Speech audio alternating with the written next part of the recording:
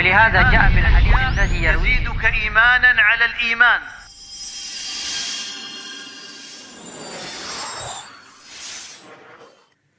Bismillahirrahmanirrahim. Assalamualaikum warahmatullahi wabarakatuh. Innal hamdalillah nahmaduhu wa nasta'inuhu wa nastaghfiruh. Wa na'udzu billahi min shururi anfusina min sayyiati a'malina may yahdihillahu fala mudilla lahu wa may yudlil fala hadiya lahu. Asyhadu an la ilaha illallah wahdahu la syarika lahu wa asyhadu anna Muhammadan abduhu wa rasuluh. Ya ayyuhalladzina amanu taqullaha wa qulu qawlan sadida yuslih lakum a'malakum wa yaghfir lakum dhunubakum wa may yuti'illaha wa rasulahu faqad faza fawzan 'azima. Amma ba'du fa inna asdaqal hadithi kitabullah wa khairul huda huda Muhammadin sallallahu alaihi wa ala alihi wasallam.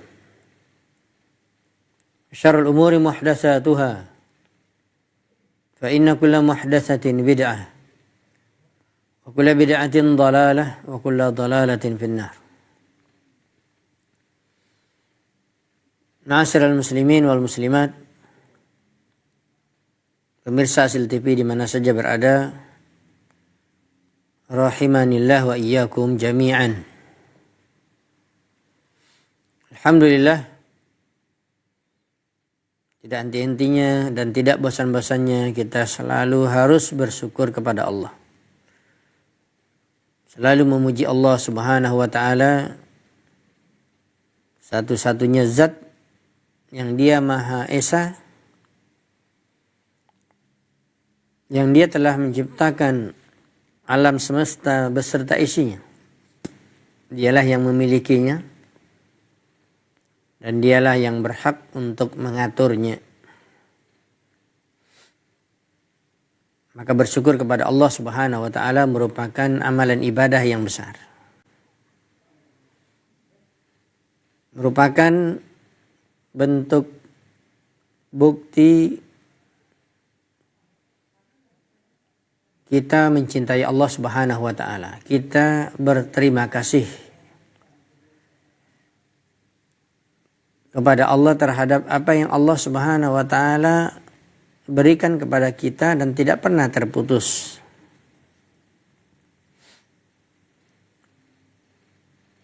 Maka bersyukurlah kepada Allah Subhanahu wa taala di setiap saat yang Anda setiap saat mendapatkan nikmat dari Allah Jalla fi'ula. Dan bersyukur kepada Allah tidak mesti mendapatkan nikmat yang besar. Akan tetapi juga nikmat yang sekecil apapun wajib kita bersyukur kepada Allah Subhanahu wa taala. Nikmat Islam, nikmat iman adalah yang lebih mahal, yang lebih berharga daripada dunia beserta isinya. Nikmat hidayah, mendapatkan taufik dari Allah untuk mempelajari agama Islam, untuk mengamalkannya. Maka jangan berhenti kita bersyukur dan selalu memuji Allah Subhanahu wa taala. Alhamdulillah, pada petang Ahad pada hari ini 16 November 2025, 25 Jumadil Awal 1447 Hijriah,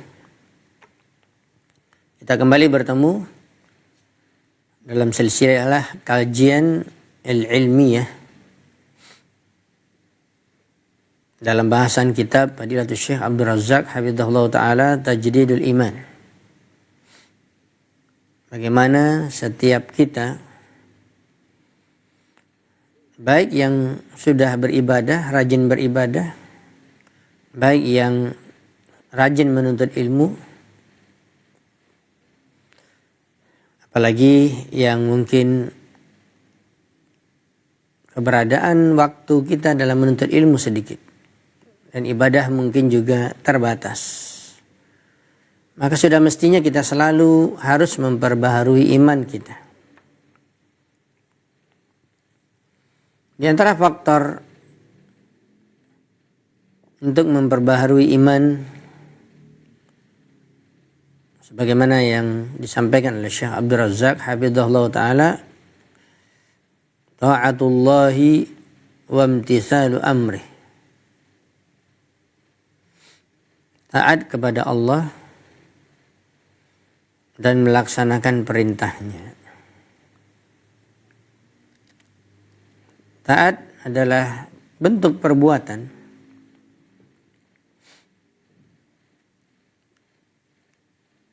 untuk mengikuti apa yang diinginkan oleh Allah Subhanahu wa ta'ala. Taat adalah merupakan bentuk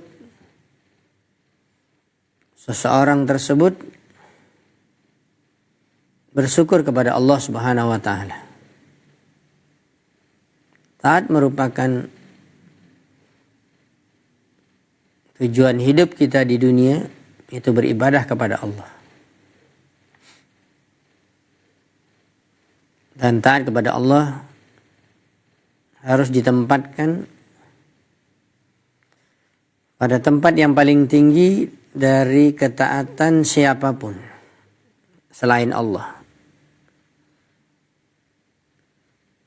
Maka tentunya taat kepada Allah Subhanahu wa ta'ala ketika dia adalah kedudukan yang paling tinggi dalam ketaatan, maka tentunya sangat memberikan pengaruh yang besar terhadap keimanan. Taatullah Subhanahu wa ta'ala dan imtisalu amri, melakukan, mengamalkan perintah Allah Subhanahu wa ta'ala.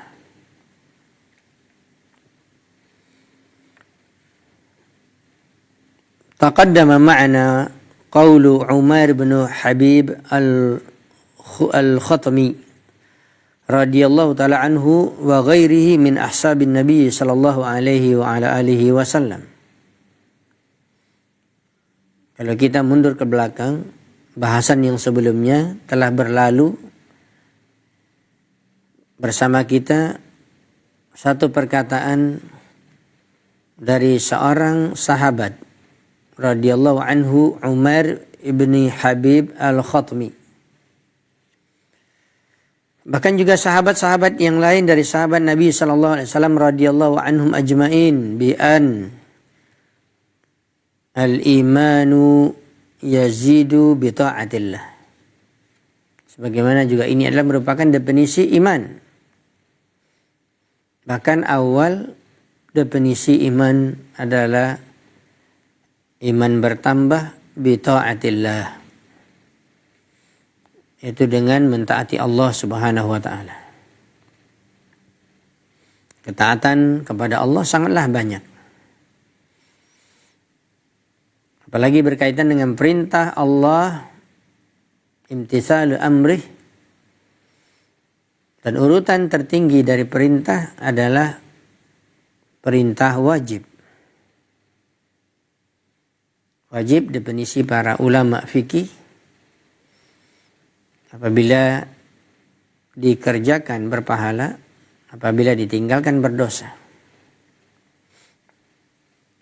Banyak perkara-perkara ketaatan yang dia adalah wajib. Dan melalui penjelasan sahabat radhiyallahu anhum ajmain, dan itu juga menjadi definisi yang diambil oleh para ulama tentang al-iman, bertambah dengan ketaatan kepada Allah, maka sudah pasti seorang tidak boleh meninggalkan ketaatan kepada Allah, ketaatan yang wajib. Maka mustahil apabila seorang mengatakan bertambah imannya tetapi dia tidak melakukan kewajiban yang telah Allah wajibkan kepadanya. Dia tidak mentaati Allah.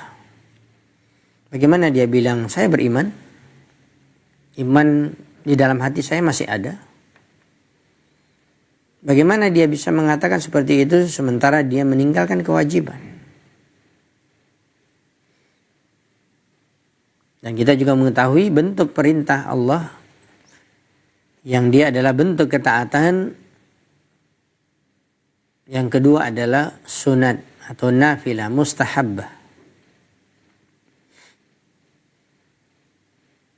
Ketika yang wajib adalah menentukan seorang itu beriman, seorang itu seorang muslim atau tidak. Maka perintah Allah yang dipahami, yang dijelaskan oleh para ulama kita, termasuk sudah jelas adalah perintah dari Rasulullah SAW, yang sifatnya hukumnya adalah sunat, dikerjakan berpahala, ditinggalkan tidak berdosa. Maka dia adalah mukammilat wa mutammimat, dia menyempurnakan iman tersebut. Melengkapi iman itu bertambah sempurna. Maka faktor dari amalan-amalan sunat adalah membantu untuk menutupi kekurangan amalan wajib. Maka tidak benar kalau seorang itu semangat dalam melakukan amalan sunat, tapi dia meninggalkan amalan wajib. Maka ini tidak mungkin diterima. Sebagaimana banyak orang yang bertanya, padahal ini keduanya amalan wajib. Salat fardu 5 kali sehari semalam, kemudian adanya puasa Ramadan. Ada orang yang puasa Ramadan tetapi tidak salat. Bagaimana? Ya tidak diterima puasanya. Karena kita mengetahui salat adalah merupakan tiang agama. Salat adalah merupakan rukun Islam yang kedua setelah 2 kalimat syahadah. Maka al-iman yazidu bil ibadat. Iman itu bertambah dengan melakukan ibadah yang sangat banyak sekali jenis-jenis ibadah. Telah kita mulai tadi kas-shalah seperti salat. Ada orang yang mengatakan saya mau bertobat, saya akan memperbaiki diri. Saya rasanya masih ada keimanan dalam hati saya, tapi dia meninggalkan salat. Ini tidak mungkin. Bagaimana dia mengaku seorang muslim atau mukmin sementara dia meninggalkan salat wajib? Sudah pasti ini adalah merupakan faktor yang terbesar mengikis bahkan menghilangkan imannya. Makanya Nabi SAW menyebutkan dalam satu hadis yang sahih, man taraka shalah faqad kafara. Barang siapa meninggalkan salat dengan sengaja, maka dia telah kafir. Orang kafir pasti tidak ada imannya. Maka ini perkara yang harus selalu diperhatikan. Apalagi kita mengetahui bagaimana perkara salat ini adalah perkara yang sangat penting. Maka Nabi SAW juga bersabda dalam satu hadis, awalu ma yuhasabu bil abdu yaumil qiyamah as-salah. Iza salahat salaha sairu amali wa iza fasadat fasada sairu amali. Termasuk nanti di hari akhirat ketika semua manusia dikumpulkan di padang mahsyar, yang pertama sekali dihisab, diperiksa, dihitung adalah salatnya.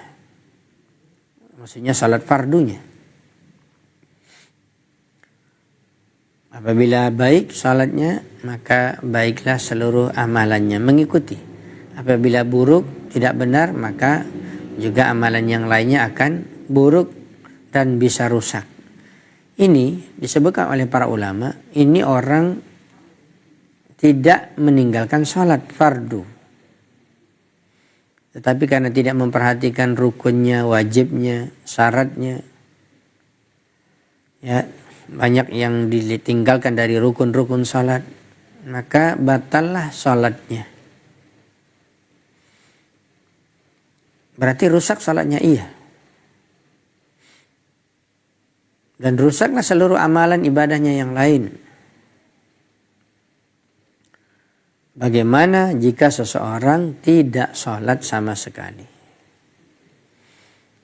Maka apa yang bisa dia andalkan ketika dia meninggal dunia, ketika dia ditanya oleh malaikat mungkar dan nakir di alam kubur, siapa Rabbmu, siapa nabimu, apa agamamu? Tidak akan bisa dia menjawabnya. Begitu juga di hari akhirat, bagaimana seorang itu akan selamat dari panjangnya hisab dan beratnya hisab hari akhirat apabila dia meninggalkan sholat di dunia. Dan bagaimana juga dikatakan dia bisa masuk ke dalam surga sementara di antara kunci pintu surga adalah sholat. Maka hati-hati wahai kaum muslimin yang dirahmati dan dimuliakan Allah SWT, jangan bermudah-mudah menggampang-gampangkan dalam urusan salat. Makanya sebagian ulama salaf dahulu mengatakan apabila kamu ingin berguru kepada seseorang mengambil ilmunya, lihat salatnya pertama sekali. Kalau salatnya benar sesuai dengan sunnah Nabi, silakan kamu mengambil ilmu darinya. Begitulah. Salat ini menjadi tolak ukur yang utama setelah 2 kalimat syahadat.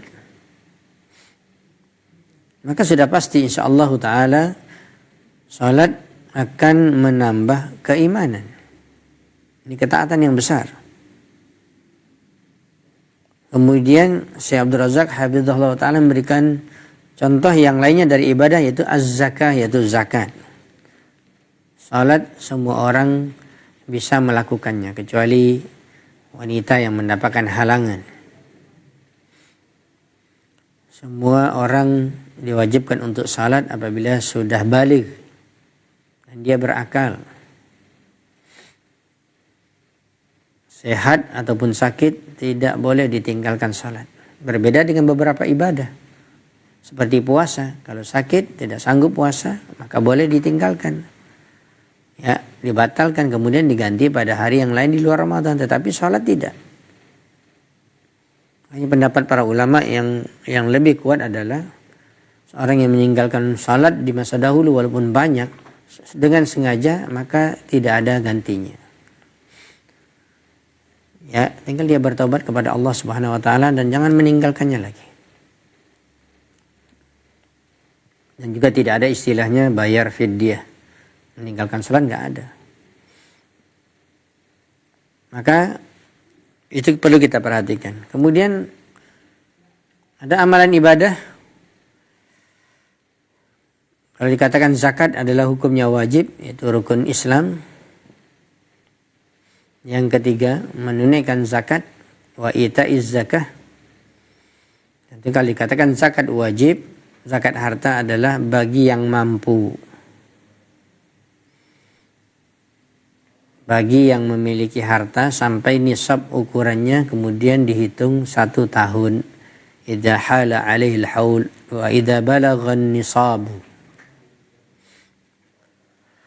Maka sebenarnya subhanallah di antara faedah yang besar kata para ulama tentunya berdasarkan hadis Nabi dan ayat Al-Qur'an. Terkhusus bagi orang yang mampu, yang kaya, maka dia mengeluarkan zakat 2,5% dari hartanya tersebut. Ini akan membersihkan kekotoran dalam hartanya, membersihkan dosa dia.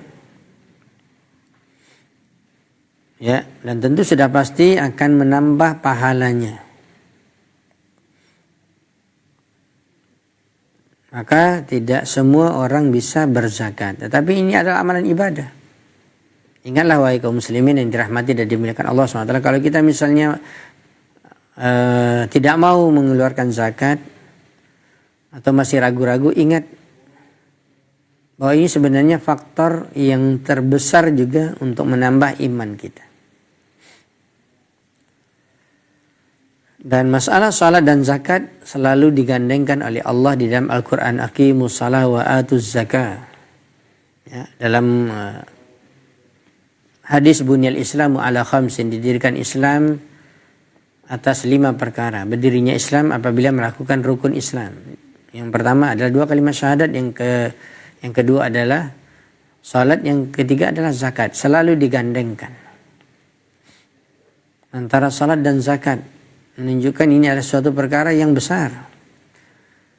Makanya di zaman Abu Bakar Siddiq radhiyallahu ta'ala ketika beliau sudah diangkat menjadi khalifah setelah Nabi SAW meninggal, di antara tugas yang berat dan bisa kita katakan juga tugas yang sangat tegas, Abu Bakar Siddiq radhiyallahu ta'ala melakukannya ya, ketika adanya mani'uz zakat, orang-orang yang tidak mau atau menolak membayar zakat. Digandengkan dengan al-murtadin, yaitu orang-orang yang murtad keluar dari agama Islam. Maka di zaman Abu Bakar Siddiq radhiyallahu anhu ada 3 perbuatan atau amalan yang besar, yaitu memerangi manusia, melakukan 3 perkara dosa besar ini. Yang pertama adalah mudda'in nubuwah, adanya orang yang mengaku nabi dan juga pengikutnya diperangi. Suruh mereka kembali kepada Allah, suruh mereka bertaubat, suruh mereka masuk kembali ke ajaran Muhammad SAW, kepada ajaran Islam. Ya, kemudian yang kedua adalah orang yang meninggalkan zakat atau yang tidak mau menunaikan zakat. Mudda'in nubuwah, kemudian al-murtadin dan orang-orang yang murtad. Kemudian mani'uz zakat, orang-orang yang tidak mau membayar zakat, bahkan melarang dirinya dan mungkin orang lain untuk membayar zakat.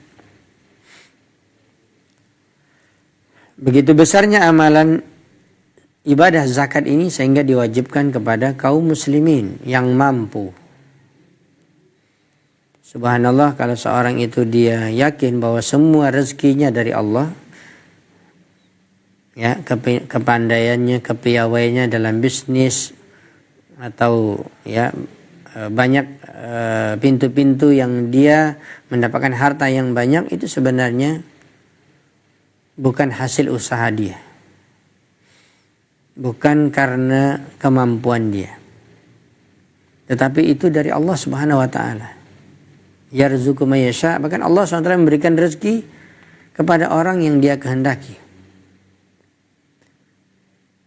Sebagaimana wujud daripada syukur seseorang kepada nikmat, dia mesti beribadah kepada Allah, mesti bertauhid, mesti dia melaksanakan salat 5 waktu, begitu juga mesti dia mengeluarkan zakat, apalagi berhubungan dengan harta. Subhanallah, kita mendapatkannya ada orang yang khawatir dan takut, bahkan mungkin akan diminta ya didatangi rumahnya apabila tidak membayar pajak. Yang notabene-nya besar 10% ataupun lebih. Dan ini peraturan manusia. Kenapa manusia takut? Ya, bukan berarti melarang untuk mengeluarkan pajak kecuali ada maslahatnya. Betul, untuk kemaslahatan bersama. Yang masalahnya adalah berkaitan dengan ajaran Islam. Maka ajaran Islam itu mudah dan tidak membebani. Hanya diperintahkan untuk mengeluarkan zakat 2,5%. Kalau dikatakan 2,5% dari 100%, ya sangat banyak sekali sisanya. Sisa yang ada pada dia sangat banyak sekali. Ya, masih bersisa 70,5%. Atau 77. Ya, kalau dikatakan 2,5% berarti diambil 90. Ya. 97. Ya. 97,5%. Ini subhanallah, Allah Subhanahu wa taala memberikan kita begitu banyaknya harta dan Allah tidak mengambilnya. Hanya Allah Subhanahu wa taala ingin meminta kita untuk mengeluarkan hak daripada harta tersebut, untuk dikeluarkan zakatnya. Itu pun bukan setiap hari, itu pun bukan setiap bulan, sekali setahun. Itu juga masih banyak kaum muslimin yang menghindari dirinya dari mengeluarkan zakat. Bagaimana imannya bertambah? Ya, Begitu juga bentuk amalan yang dikatakan oleh Syekh Abdul Razak as-sadaqah. Jadi kalau dikatakan zakat itu adalah wajib dan sedekah adalah amalan sunat. Hukumnya tidak wajib, tapi kita terus dianjurkan untuk memperbanyak sedekah. Karena keutamaan sedekah itu banyak sekali. Makanya di dalam riwayat hadis atau di dalam ayat Al-Quran disebutkan bahwa surga itu memiliki 8 pintu. Dan di antaranya ada pintu-pintu khusus seperti pintu salat, pintu zakat, ya, atau pintu sedekah, pintu puasa, pintu jihad. Jadi ini kesempatan bagi kita untuk memiliki amalan khusus, amalan spesial. Hanya banyak nasihat para ulama kepada kita semua. Kita tidak mungkin bisa melakukan semua amalan yang ada di dalam Islam. Tapi berusaha untuk mencari amalan khusus yang mudah-mudahan amalan ini akan menyelamatkan kita dari azab Allah di dalam api neraka jahanam dan mudah-mudahan akan membawa kita kepada surga. Dan dalam masalah sedekah sunat, jangan kita menilai bahwa itu kecil ketika kita memang memiliki nominal harta kita kecil sedikit, tetap bersedekah dan jangan menganggap itu kecil dan remeh.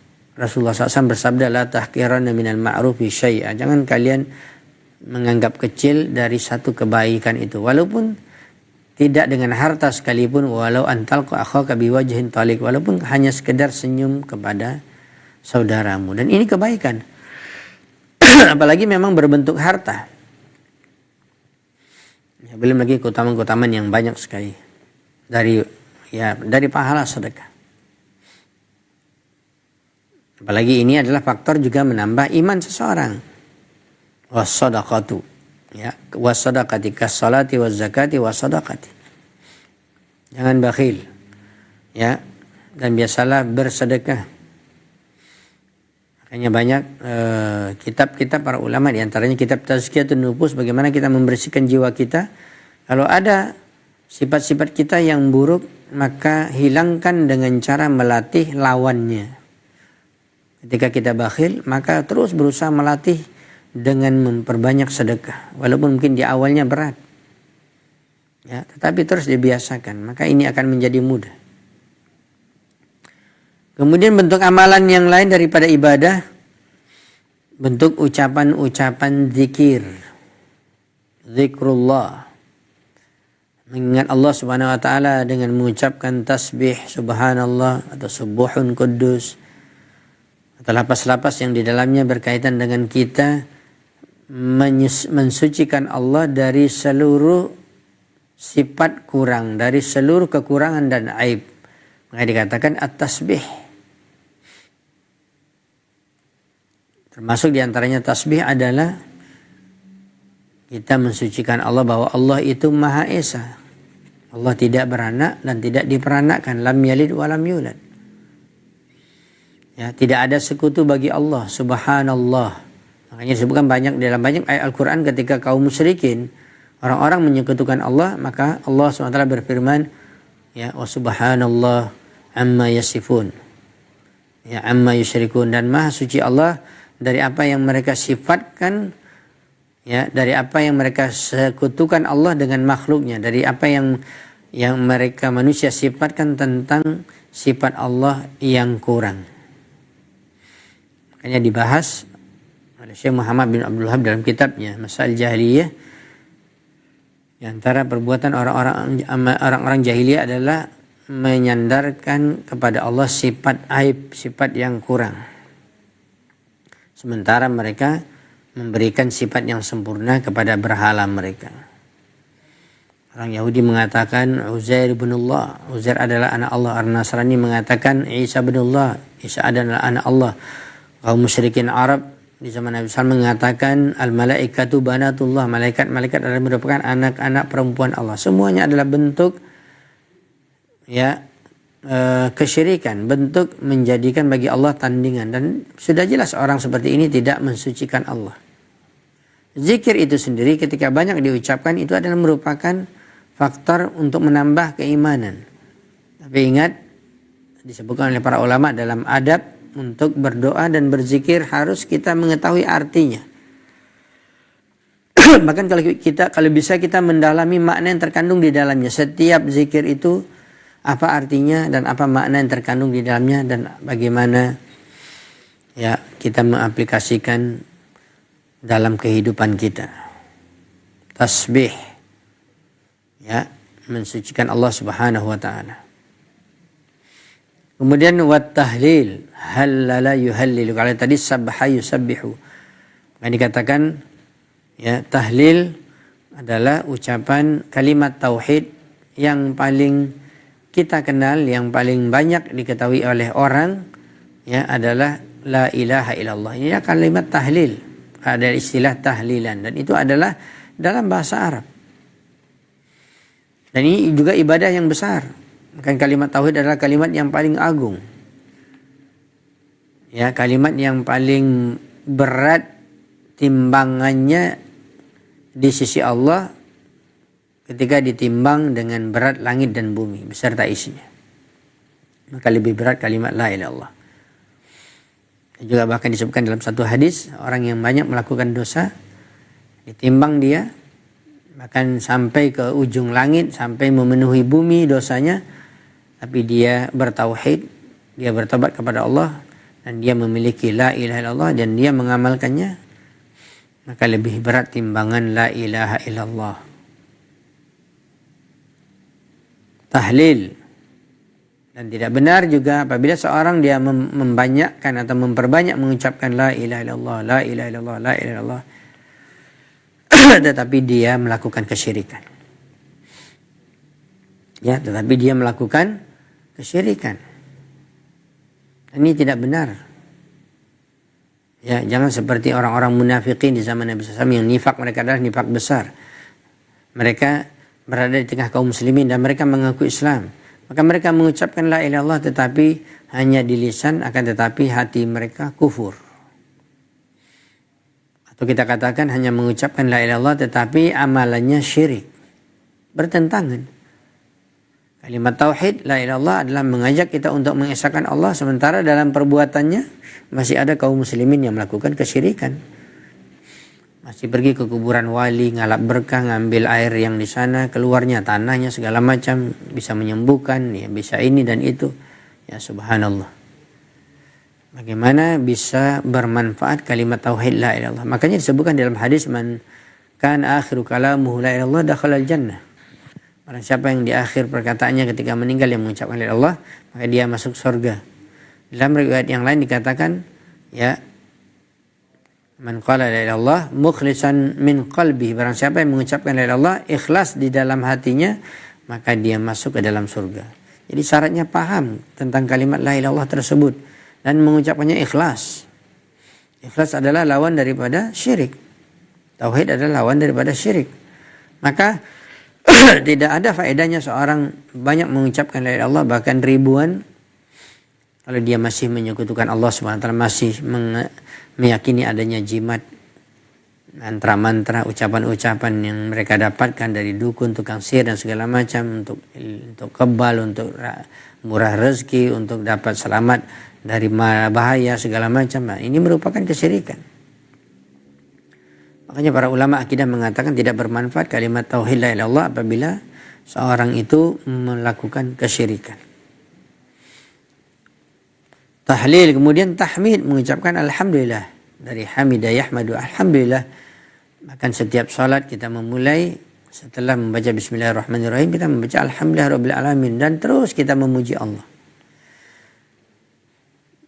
Ya, bahkan Allah SWT mencintai dan suka ya kepada seorang yang apabila dia makan, setelah makan dia mengucapkan alhamdulillah, apabila dia minum, setelah minum dia mengucapkan alhamdulillah.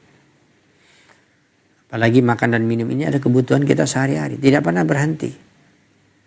Maka jangan lupa mengucapkan tahmid, memuji Allah Subhanahu wa taala. Di samping kita mendapatkan nikmat dan bahkan kita kenyang, ditambah lagi plus pahala. Ini luar biasa. Jangan seperti kehidupan orang-orang kafir. Jangan seperti kehidupan orang-orang yang lupa kepada Allah, padahal mereka bergelimpangan dengan nikmat yang mereka rasakan setiap hari. Ya, makan, minum, pakaian, kendaraan, segala macam, banyak kesehatan. Tapi mereka lupa memuji Allah Subhanahu wa taala. Padahal pujian kepada Allah itu juga merupakan faktor untuk menambahnya iman. Kemudian takbir, yaitu ucapan Allahu Akbar. Ya, pahami dan dalami makna yang terkandung di dalamnya. Setiap ucapan Allahu Akbar, diantaranya mulai dari salat kita, di awal salat yaitu takbiratul ihram, kita mengucapkan Allahu Akbar. Ya, atau disebutkan juga di dalam beberapa hadis Nabi SAW, ketika kalian melihat sesuatu yang menakjubkan di dunia ini, yang membuat hati kalian terheran-heran dan membuat kalian takjub, maka jangan ingat kepada makhluk tersebut. Mereka hanya makhluk dan kelebihan itu diberikan oleh Allah. Makanya diperintahkan kita untuk berzikir, mengingat Allah. Kita ucapkan subhanallah, kita ucapkan Allahu Akbar, kita ucapkan Masya Allah, Tabarakallah. Ya, agar kita selalu mengingat Allah SWT dalam seluruh keadaan kita. Mengagungkan Allah. Ini kan juga masuk di dalamnya kalimat tauhid. Tidak ada yang lebih besar dari Allah Subhanahu wa taala. Maka dikatakan Allahu Akbar. Walaupun aras adalah makhluk yang paling besar, dan tidak ada yang lebih besar dari Allah Subhanahu wa taala. Karena tidak pantas kalau ada ya Tuhan atau ada yang menciptakan ternyata dia lebih kecil dari yang diciptakan. Maka ini adalah aib.